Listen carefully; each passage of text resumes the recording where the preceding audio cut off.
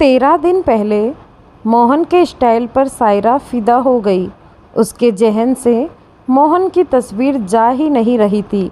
आज पार्टी में कितने अदब से उसने शायरा को डांस के लिए प्रपोज किया था, वो मना नहीं कर पाई।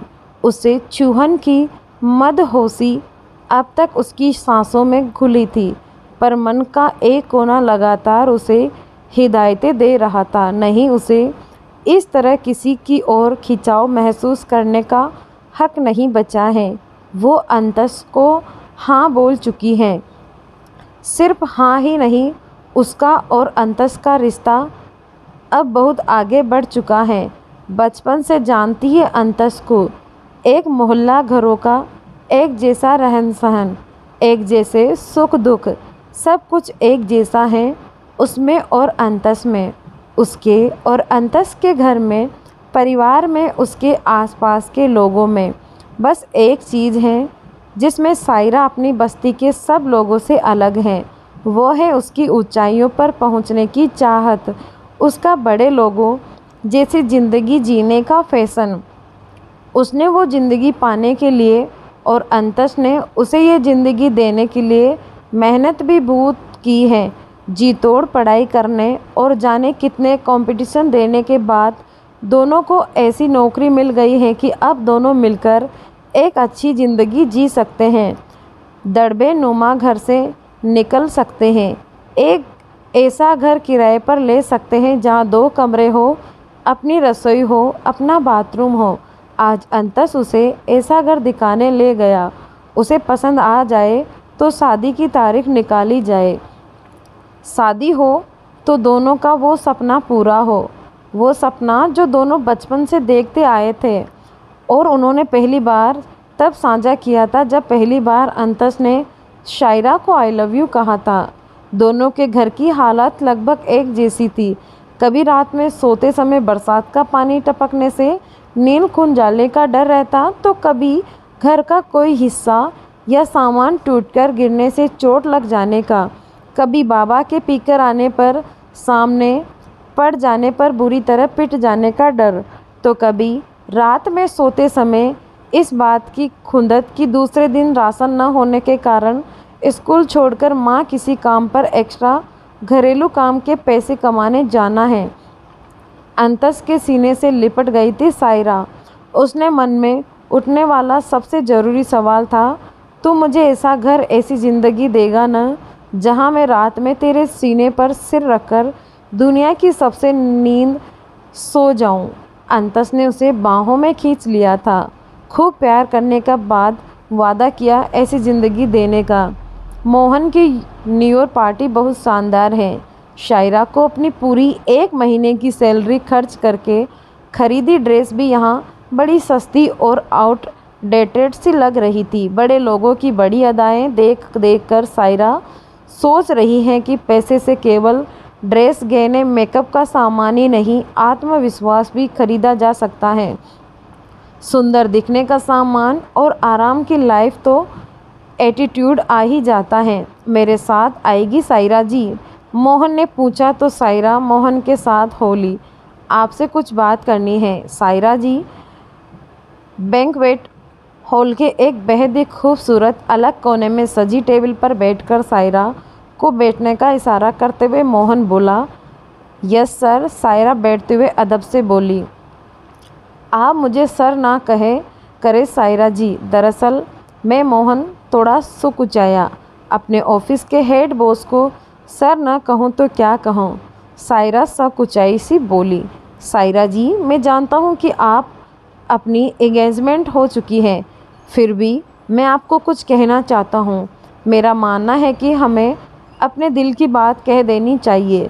सिर्फ इसीलिए बस इतना चाहता हूँ कि अगर आपको मेरी बात पसंद न भी आए तो आप बुरा न माने। मोहन इतना कहकर सायरा की प्रतिक्रिया देखने के लिए खामोश हो गया। जी कहिए, मैं वादा करती हूँ कि आपकी बातों का बुरा ना माने जवाब दूंगी। सायरा का दिल धड़कने लगा। सायरा जी, हर इंसान अपने ख्वाबों में एक तस्वीर लिए घूमता है और जब वो तस्वीर उसे दिख जाती है तो उसे प्यार हो जाता है। आप वही तस्वीर है जिसे मैंने ख्वाबों में बरसों तराशा है। जिस दिन आपको पहली बार देखा उसी दिन ऐसा लगा था, पर मुझे आपने अंतस से मिलवाया, ये बताकर कि आप उसकी मंगेतर हैं। इसीलिए मैंने अपने दिल को आपकी ओर से हटाने की भरकस कोशिश की। पिछले 6 महीनों से मैं यही कोशिश कर रहा हूँ। पर मोहन ने अपना वाक्य अधूरा छोड़कर शायरा के चेहरे के भाव को तोला। शायरा खुश नज़र आई। शायरा के चेहरे के भाव पढ़कर जैसे मोहन का हौसला बढ़ गया। उसने अपनी अधूरी बात पूरी की।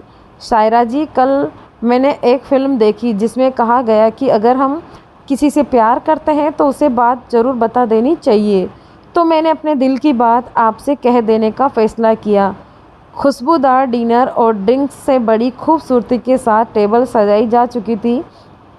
दोनों डिनर कर रहे थे। मधुर संगीत बज रहा था और दोनों के बीच की खामोशी टेबल के बीच में सजे खूबसूरत गुलदस्ते के साथ बातें कर रही थी। शायरा की पलकें झुकी थी। उनमें खुद पर गुरूर, खुशी और असमंजस के भावों का उतार चढ़ाव था। उठने से पहले मोहन ने एक खूबसूरत सी डिब्बी उसकी ओर बढ़ाई और एक बार फिर अपने दिल की बात कही। शायरा जी, अगर आपको मेरा शादी का प्रपोज मंजूर हो तो कल ये अंगूठी पहनकर आइएगा। बस अपने फेवर में एक ही बात कहूँगा, भला कि खूबसूरत हैं आप, और जो चीज़ जितनी नायाब और नाजुक होती है उसे उतनी ही हिफाजत से रखना चाहिए। मैं आपको हिफाजत दे सकता हूँ। मोहन के जाने के बाद शायरा ने डिब्बी खोली। चमचमाती महंगी डायमंड रिंग देखकर उसकी आंखें चौंधिया गई। शादी इतनी धूमधाम से हुई कि उसे देखकर बस्ती में सबकी आंखें चौंधिया गई। ये बात अलग थी कि सोने की चमक से चौंधियाई शायरा की आंखें फिर कभी अंतस की आंखों में देखने की हिम्मत न जुटा पाई। 2 साल बीत चुके हैं। शायरा को मोहन के हाई फाई सोसाइटी में बने शानदार 3 बेडरूम फ्लैट में रहने की आदत हो गई है। बहुत जल्द उसने मोहन की सोसाइटी में रहने और जीने के तौर तरीके सीख लिए। मोहन के कॉन्ट्रैक्ट में कोई कभी नहीं जान पाया कि शायरा का बचपन कहाँ और कैसा बीता। ये बात अलग है कि शायरा का सुकून वाली नींद का सपना एक दिन भी पूरा नहीं हुआ। कभी कोई पार्टी होस्ट करने का टेंशन, तो कभी मोहन को सुबह की फ़्लाइट पकड़नी होती, कभी वो मीटिंग से लेट नाइट पीकर आता। ऐसे में रोमांटिक होता है, पर अपना मतलब पूरा होने के बाद ऐसे बिदकता है जैसे उसे खा जाएगी। मोहन की किसी क्लाइंट के साथ नज़दीकियों का शक कभी दोनों के बीच साया बन जाता है, पर दोनों एक दूसरे के बिना रह नहीं सकते। मोहन की दी हुई लग्जरी लाइफ, बड़ा घर और शानदार पार्टीज़ को संभाल लेने का हुनर शायरा सीख चुकी है और शायरा की यही खूबी अब मोहन की आदत बन चुकी है। ऐसी ही एक बिजनेस पार्टी होस्ट करते हुए उसकी मुलाकात हुई जोगिया से। पार्टी की शान था वो। जब उसने शायरा को डांस के लिए प्रपोज किया और वो मना करने लगी तो मोहन ने इशारा किया कि ये एंटी क्रेटर्स के खिलाफ है। जोगिया ने अपने हाथ उसकी कमर पर कस लिए। जलन हो रही है इस ट्रांसपेरेंट जॉर्जेट साड़ी से, जिसे आपकी खूबसूरती बयां करने की किस्मत मिली है। डांस करते हुए उसे हौले से सहलाते हुए जोगिया ने अपने होठ उसके कान से सटाए हुए कुछ ऐसे अंदाज में कहा कि सिर से पैर तक सिहर उठी शायरा। उसने पलकें उठाकर थोड़े गुस्से से देखा तो जोगिया ने दिल पर हाथ रख लिया। उफ़, ये अदा, कुछ गलत कहा हो तो गुस्ताखी माफ़ करिएगा। फिर उसे अपनी ओर खींचते हुए बोला, कल मेरा रिजॉर्ट देखने आइएगा। पेंटिंग्स के बड़े खूबसूरत कलेक्शन बनाए हैं मैंने। दिखाना चाहता हूँ कि जो चीज़ जितनी सुंदर और नाजुक होती है उसे उतनी ही खूबसूरती से सजाना है मुझे। जाते समय उसने एक डिब्बा खोला। आपके गले में खिलने से अच्छी किस्मत इसकी हो ही नहीं सकती, कहते हैं हुए उसने बेशकीमती नेकलेस शायरा के गले में पहना दिया।